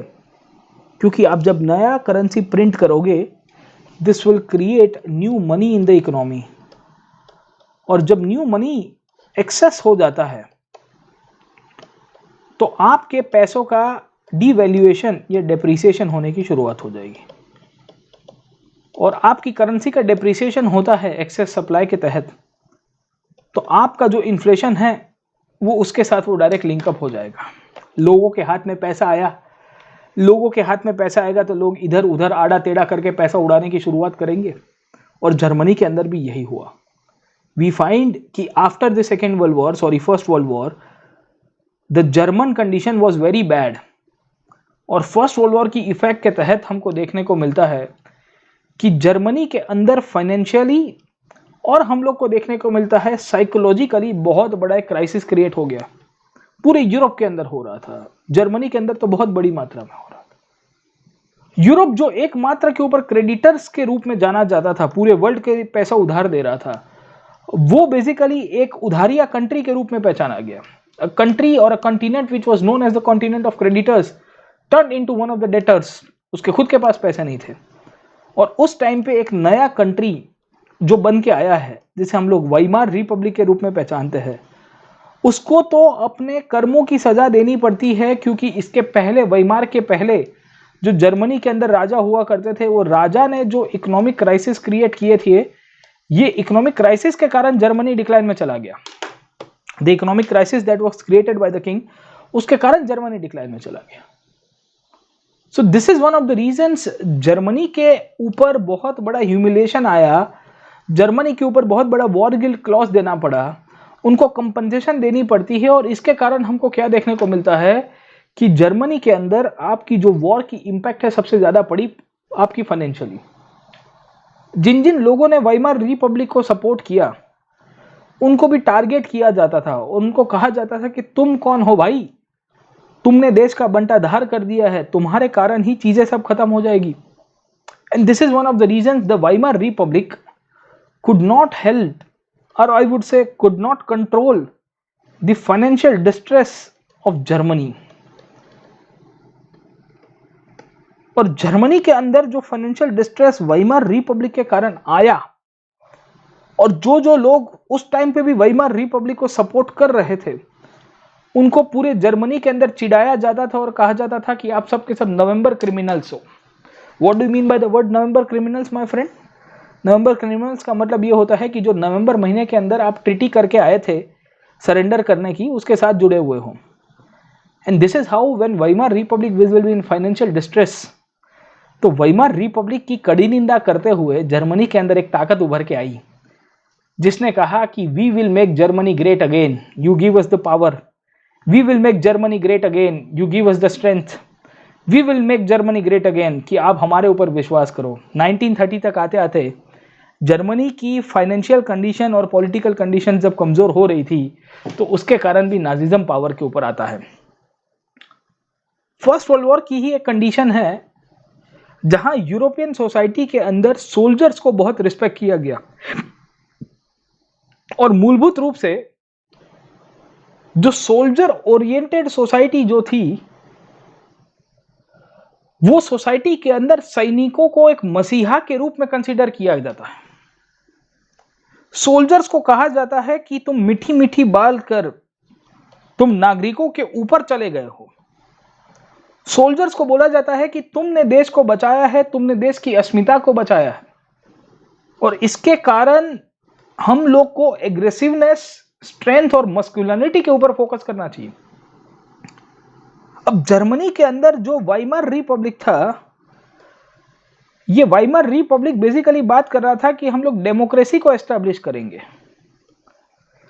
बट उसके सामने अगर आप नाजिज्म जैसी फोर्सेस को देखोगे तो नाजिज्म ये कहता है कि हम डेमोक्रेसी कुछ नहीं, हम हमारे सैनिक की बात करेंगे, हम बात करेंगे हमारी लॉस्ट ग्लोरी की, हम लोग बात करेंगे कि कैसे हमने युद्ध लड़ा है, हम लोग बात करेंगे कि कैसे हमारी जो पावर है वो फिर से एस्टैब्लिश की जा सकती है।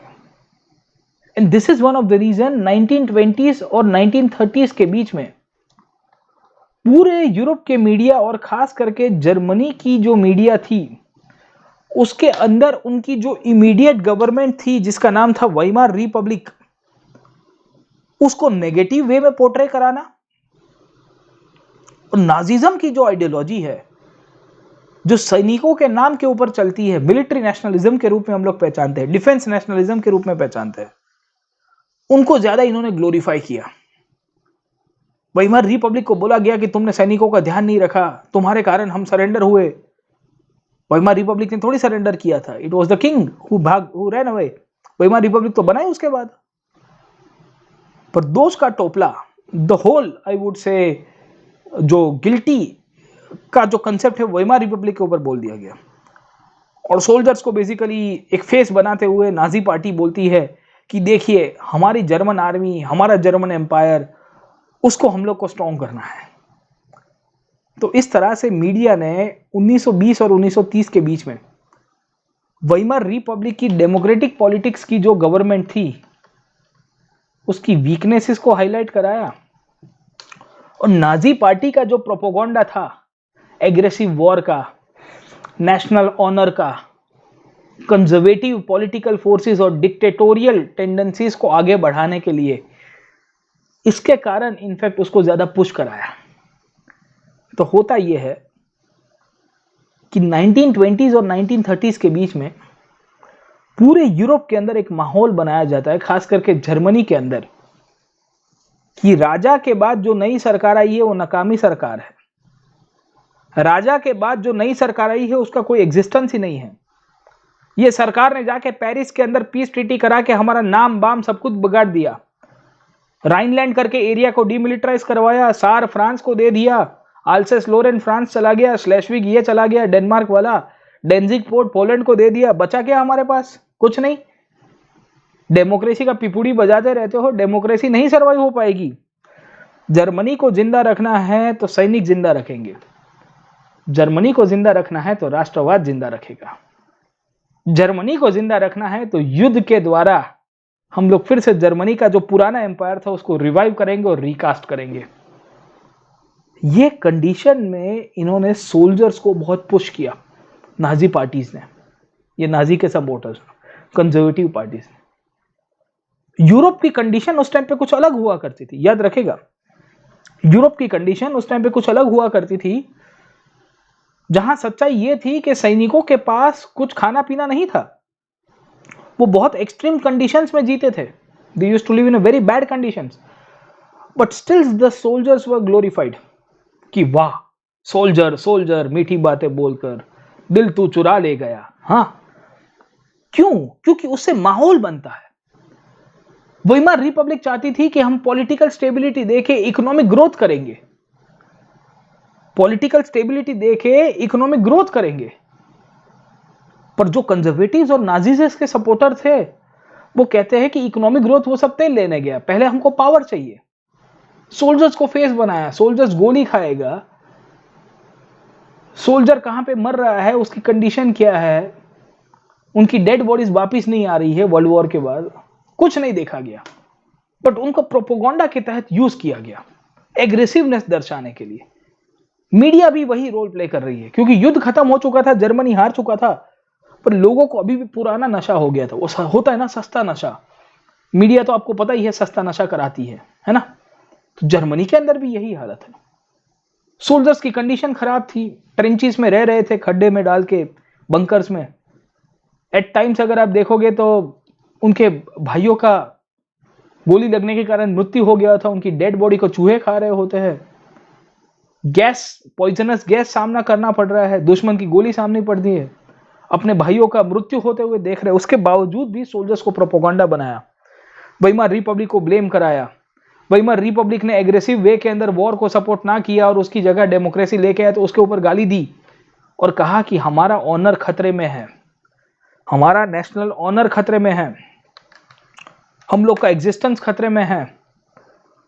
अगर जर्मनी इस तरह से वेइमारों के हाथ में चला गया तो हमारा जर्मनी का जो लॉस्ट ग्लोरी है वो कभी वापस नहीं आएगा। जर्मनी का जो लॉस्ट ग्लोरी है वो कभी वापस नहीं आएगा। जर्मनी की पब्लिक ढूंढ रही थी कि कोई हमारे लाइफ के अंदर आए जो हमको एक दिशा दिखाए। ओ पालन हारे निर्गुण हम हारे, तुमरे बिन हमरा कौन नाही। हिटलर कहता है हम है ना, मैं हूं ना तुम्हारे लिए, मैं सपोर्ट करने के लिए आया हूं। वेइमार को हटाओ, मुझे सत्ता दो, आपका कीमती वोट हिटलर को दीजिए। पॉपुलर सपोर्ट बनता है। वेइमार रिपब्लिक के कारण ही हिटलर का ग्रोथ हुआ है।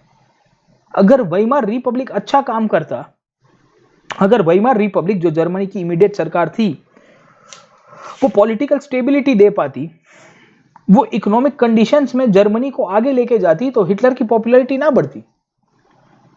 मीडिया ने प्रोपोगंडा ना चलाया होता तो हिटलर की पॉपुलैरिटी ना बढ़ती। पर जर्मनी के पब्लिक पहले क्या थे कि राजाशाही से आदी थे। The people of Germany were used to live under a king.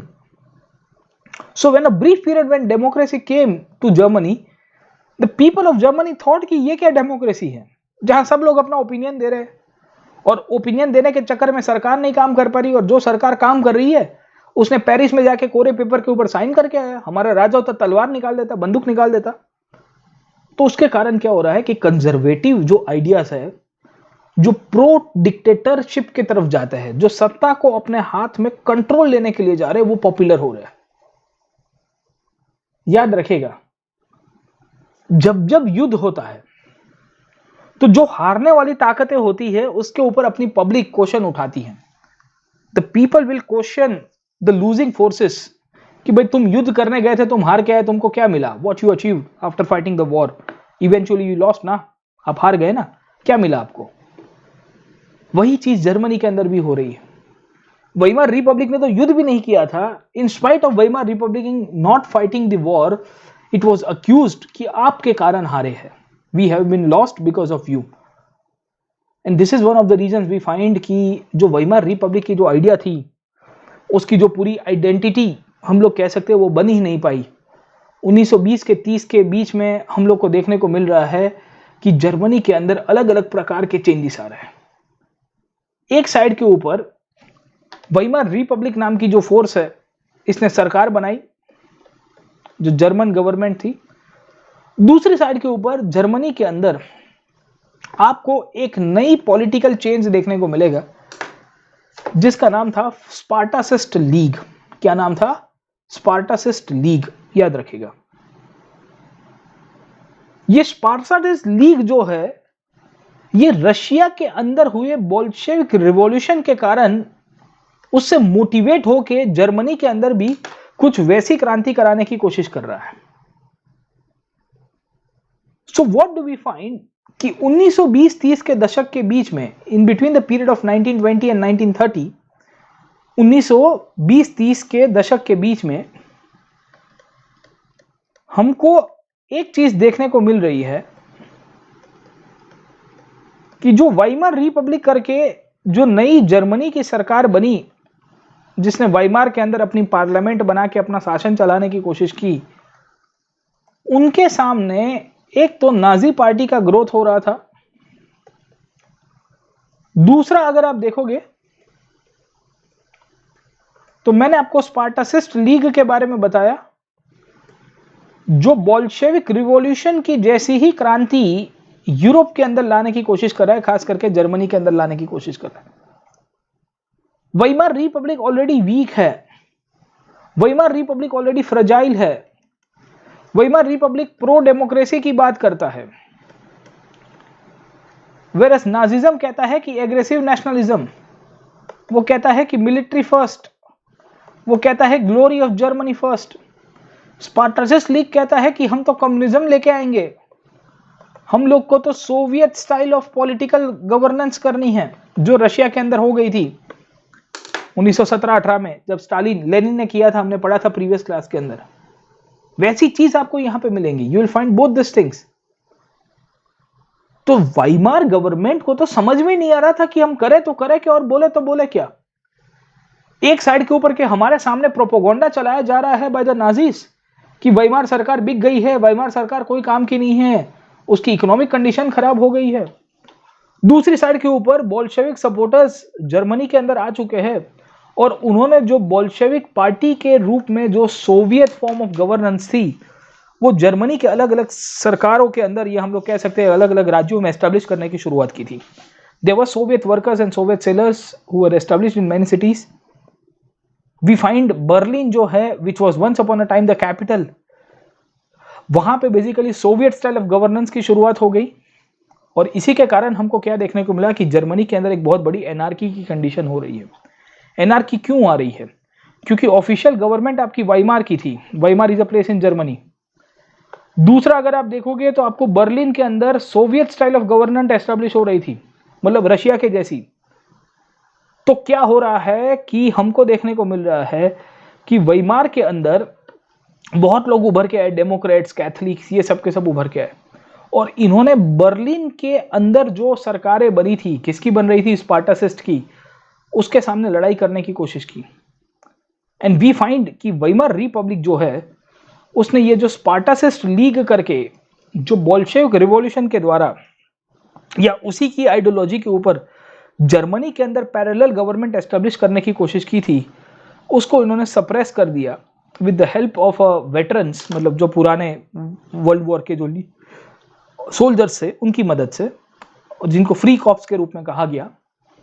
और इस तरह से वाइमार रिपब्लिक थोड़ा बहुत बच जाता है। बचने का मतलब यह है कि उसके सामने विद्रोह होते होते बच गया। सो 1918-1919 का ये पीरियड है जहां बर्लिन के अंदर ये स्पार्टासिस्ट पावर के ऊपर आए थे, उन्होंने बर्लिन को कैप्चर कर लिया था। बर्लिन को कैप्चर करने के कारण वाइमार के अंदर पूरी तरह से क्या होता है साहब, हमको देखने को मिलता है कि लड़ाई होती है। और इस तरह से जब स्पार्टासिस्ट को सप्रेस किया गया तो जर्मनी के अंदर कम्युनिस्ट पार्टी ऑफ जर्मनी की स्थापना की गई। So on one side the Weimar people were there, on the other side the communist people in Germany decided कि हम लोग ये वाइमार को टॉपल करेंगे। On the other side we also find the Nazi party who were opposing the communist and they were also opposing the Weimar. So we see कि Germany was going through a political, I would say, crisis at that time. Germany पूरी तरह से political crisis से गुजर रहा था। Weimar वाले democratics थे, वो लोग चाहते थे कि हम लोग डेमोक्रेटिक वे के अंदर गवर्नमेंट चलाए। स्पार्टासिस्ट जो कम्युनिस्ट थे, क्योंकि बोल्शेविक रिवॉल्यूशन से मोटिवेटेड थे, ये चाहते थे कि हम लोग लेनिन वाली सिस्टम यहां पे लगाए। और तीसरा इसमें से नाजी पार्टी थी हिटलर। हिटलर देख रहा है कि ये देखो लड़ रहे हैं उस टाइम पे। कम्युनिस्ट और सोशलिस्ट, वाइमार पार्टी जो है, जो वाइमार रिपब्लिक के अंदर सोशलिस्ट गवर्नमेंट थी, और कम्युनिस्ट जिसे हम लोग स्पार्टासिस्ट के रूप में पहचानते हैं, ये लोगों के डिफरेंसेस इतने भारी थे, ये लोग अंदर अंदर फाइट कर रहे थे, तो इनको हिटलर की थ्रेट उस टाइम पे समझ में नहीं आई। तो कभी कभी होता है ना कि दो बिल्ली झगड़ रही है और बंदर रोटी का नेवाला लेके चला गया, वही चीज जर्मनी के अंदर होती है। जर्मनी के अंदर पॉलिटिकल इतना बड़ा वैक्यूम आया कि आपकी वाइमार गवर्नमेंट दूसरे लोगों को सप्रेस कर रही थी, उनको हिटलर का डर दिखाई नहीं साहब।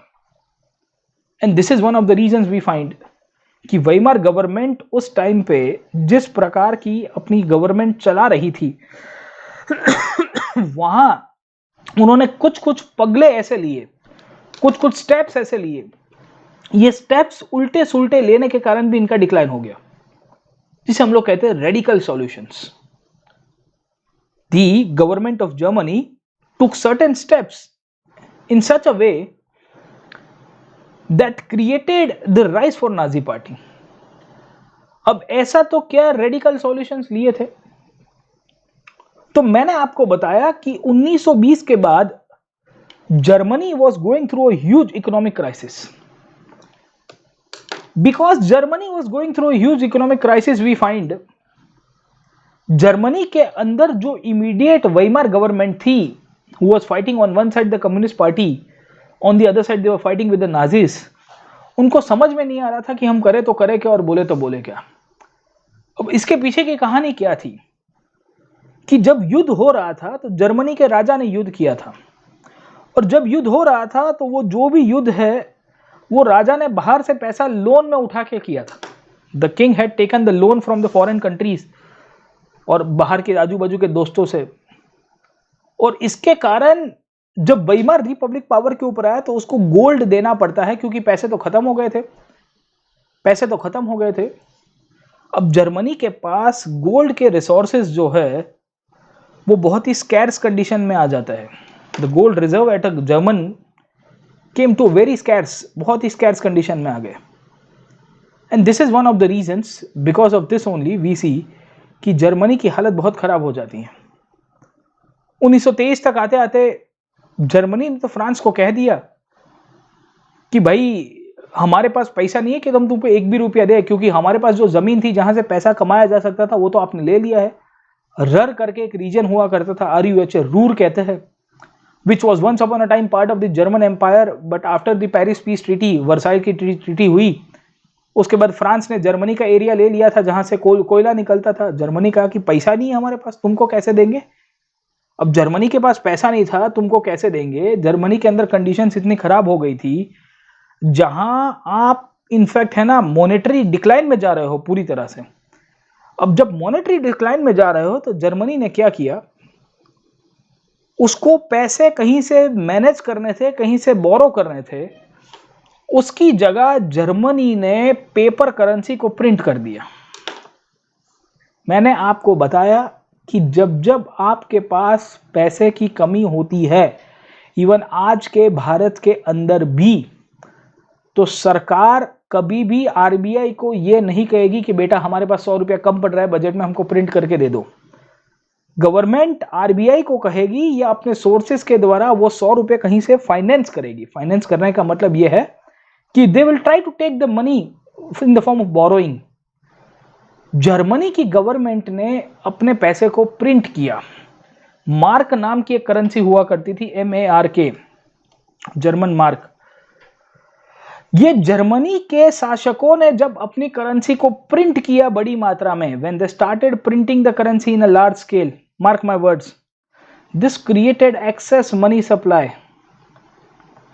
और जब मनी सप्लाई एक्सेस होता है तो आपकी करेंसी की जो वैल्यू है ये ऑटोमेटिकली डाउन चली जाती है।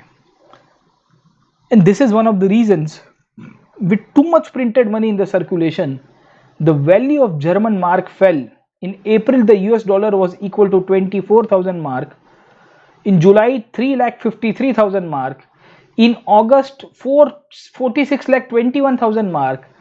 And in the month of December, it was 98,60,000 mark. The figure that had run into trillions. Can you imagine this? एक जर्मन डॉलर या एक जर्मन मार्क इक्वल्स टू $1 के हिसाब से अगर आप काउंट करोगे तो क्या हो रहा है, 24,000 mark was equal to $1 at one point of time. और जैसे जैसे जर्मनी के शासकों ने वेइमार के अंदर से जो अपनी सरकार चलाई, वो सरकार चलाते चलाते इनकी हालत इतनी खराब हो गई जहां इनकी करेंसी पूरी तरह से डिक्लाइन में चली जाती है। And this is one of the reason, जब करेंसी डिक्लाइन में जाएगी तो लोग पैसों की टोकरियां भर भर के एक ब्रेड का पैकेट खरीदने जाएंगे। अगर आपको एक ब्रेड का पैकेट खरीदना हो तो you need to take huge bags of money with yourself, तब जाके ब्रेड का पैकेट आएगा। क्योंकि जब एक्सेस करेंसी प्रिंट करते हो तो आपकी यहां पे इन्फ्लेशन होगा ही। ये आपका इकोनॉमिक्स का थंब रूल है।